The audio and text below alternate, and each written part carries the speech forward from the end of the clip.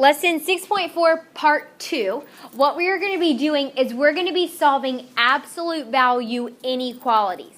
Yesterday, we solved absolute value equations. Okay, if you remember that, I'm not necessarily looking for the absolute value. I'm looking for what goes inside of the absolute value box. For instance, whenever I had an absolute value problem, like the absolute value of x equals 6. What are the two numbers, because I remember that every single time I have an absolute value problem, I'm going to have two answers with what we're doing here. What are the two numbers I can plug in for x today? Positive 6 and negative 6. Perfect. So that's what I'm looking for. Now remember, whenever we're doing absolute value equations, I'm going to have two different answers, which means I need two different equations when it comes to something like the absolute value of x plus 6 equals 12. I'm going to need to write it x plus 6 equals 12 and x plus 6 equals negative 12. That will give me my two different answers. So there's something about these problems that's different than the ones we're going to do today. Who can look at these problems right here and tell me what is the one difference? Desmond? The little cone thing. Okay, the inequality signs. Now let me tell you this. Let me ask you a question here. For an equal sign, is there any other form of an equal sign? No. It's just an equal sign. There's no other versions of it.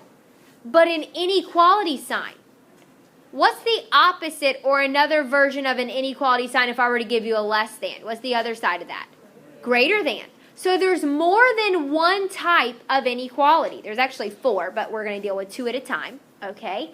And so not only am I going to have to, when I make two different problems, change the sign of the number, but I change the sign of the problem also. So let me show you. First of all, let's look at this problem. The absolute value of x minus 4 is less than 3. Do you see anything that is on the same side as my absolute value that has to be moved right off the bat? No. There's nothing on the outside of the bars that needs to be moved. So I'm good to go, and I'm going to say, okay, drop the bars and just write the equation. X minus 4 is less than 3. Now I've got to write a second equation because I need a second answer. I can't just have one answer. So I'm going to say, okay, x minus 4, because I know that never changes. But this time I'm going to say, okay, what sign did I start out with? Less than. So I'm going to make it greater than and also change my 3 to negative 3. So yesterday, all we did was change the answer from a positive to a negative. Today, we're changing our inequality sign and the answer. So it's just one more step. Other than that, everything is the exact same. Okay? So let's solve, because I need to find out what x equals. So let's look at this first problem. What am I going to do first to solve this? Add 4. And x is less than 7. There's one of my answers. Now I need to find the other answer. What am I going to do first? Add 4. Very good. What is negative 3 plus 4? 1. So I have x is greater than 1. So I have my two answers. Now the thing about inequalities is that you not only have an exact answer. Like when we have x is equal to 3, x has to be 3. There's no other way it can be. But when it's x is less than 7, it could be 6, it could be 5, it could be 4, it could be negative 7. It could be all these different answers. So we need to graph it in order for people to get a visual of exactly what they can expect. Because sometimes it may not be any number that's less than 7. Sometimes we may have a restriction on it. So I'm going to show you what that means. So let's graph it. And since this is the same problem, we are going to graph it on the same number line. So I'm going to start with 1, because I do smallest to biggest. I'm going to go up to 7.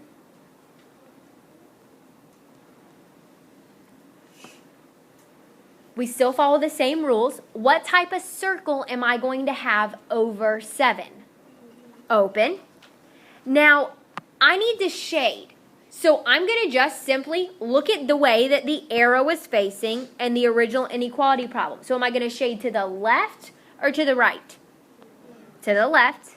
So I'm going to do my arrow this way. Now, but watch this, because we're not finished, because we have to graph both of these. So x is greater than 1. What type of circle am I going to have over 1? Open. And which direction is that arrow going to go? To the right. So guess what is going to happen here? They meet in the middle. So basically, I know any number between 1 and 7 is going to be a solution to this inequality. Not necessarily any number smaller than 7 or any number larger than 1, because 8's not included or 0's not included. Does that make sense? It's only the numbers between 1 and 7. Now, when I graph, they're not always going to connect. Sometimes they'll go opposites, okay? And we've just got to look at the way our arrows are facing in order to figure that out. And we'll do some of those as we go on. So let's do the next example here. The absolute value of x plus 6 is less than 8. What am I going to do here? Do I need to move anything right off the bat? Do you see anything that needs to be moved? Nope. Okay, so let's rewrite the equation. I'm going to drop the bars. And Javon, what am I going to write first? X plus 6. So, less than 8. Very good. X plus 6 is less than 8. And then Josh Entner, what is the other equation or inequality that I'm going to write?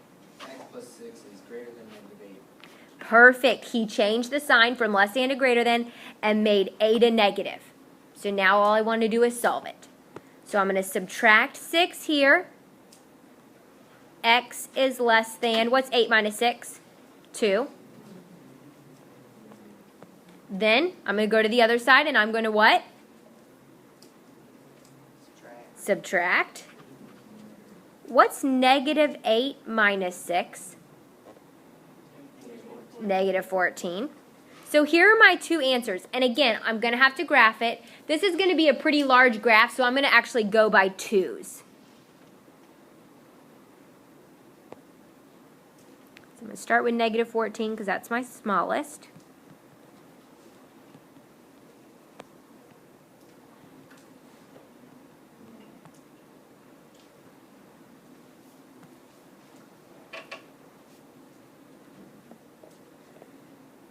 Now, what type of circle am I going to have over negative 14? Open or closed? Open. And which direction is that arrow pointing to tell me where to shade? To the right. So let me ask you something. Are they going to connect or are they going to go opposites? They're going to connect, okay? So for 2, am I going to have an open or a closed circle? Open, and I'm shading to the left. And they connect right in the middle. Now you say, wait a second, but in the original problem, we have x is less than 2, x is greater than negative 14. It looks like they're going to go opposite ways because the arrows are facing opposite. Remember, just because it looks that way, is our number line ordered with 2 first and negative 14 last? No, it's flipped around. That's why it looks like that, because the answers are not in order from least to greatest. Okay? So our next example, we're going to be doing the exact same thing. There's just one more step in it. And actually, you all know how to do this because we did it yesterday. What has to be taken care of first?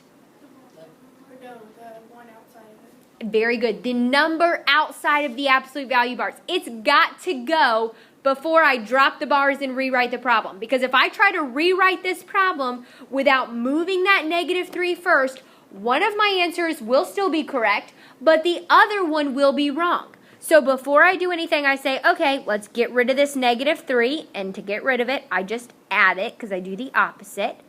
And I'm going to have the absolute value of 2x minus 1 is greater than or equal to 9. Now I can drop the bars and rewrite the equation. So I'm going to write 2x minus 1 is greater than or equal to 9. But I'm also going to write what? Perfect. 2x minus 1 is less than or equal to negative 9.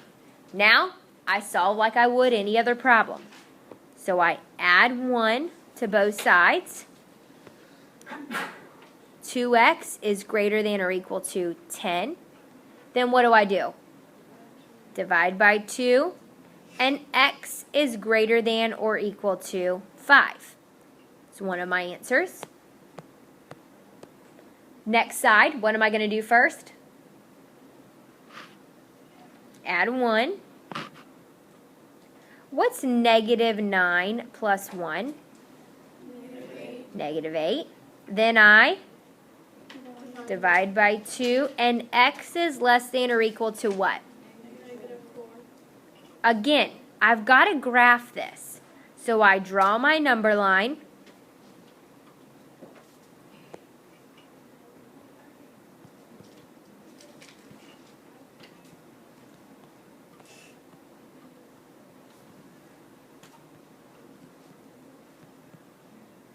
What type of circle am I going to have over the 5? An open or a closed? Closed. And look carefully, which way does the arrow point for 5? To the right. So it's going to be opposite. Then, over the negative 4, what type of circle am I going to have? Closed. And which way does the arrow point? To the left. Very good. So in our last example, we're going to do the exact same thing. This problem right here. What has to go first? Okay, the outside number, which is what? 4. So what am I going to do to move that 4? Subtract it, because I just do the opposite. And I have the absolute value of 3x minus 3 is greater than or equal to what? 6. Now I can rewrite the problem, drop the bars, and write another version of it. So 3x minus 3 is greater than or equal to 6. But then what is the other equation that I'm going to write? 3x minus 3 is less than or equal to negative 6. Perfect. Less than or equal to negative 6. Okay? What am I going to do first on this first problem right here? Add 3. 3x is greater than or equal to 9. Then I divide by 3. X is greater than or equal to 3. There's one of my answers. Same exact thing over here. What am I going to do first? Add 3. 3x is less than or equal to negative 3. Then I divide by 3.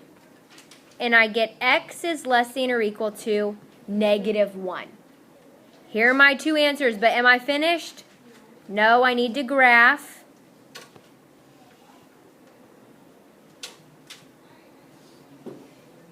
What type of circle am I going to have over negative 1? Closed. And which direction is that arrow going to go? To the left. So are they going to come together or are they going to go outside? They're going to go outside. So what type of circle do I have over 3? Closed. And which direction does the arrow go? To the right. Now, let me tell you this. Your graph is always either going to connect or it's going to go opposite. Both arrows will never go the same way. So what I mean by that is both of these will never go to the left like that. You're never going to have a graph like that. Or both arrows will never go to the right. Okay, does that make sense? They're always either going to go opposites like this or they're going to connect like the other examples that we did. Okay? Here is tonight's homework. I want you to go ahead and get started on it.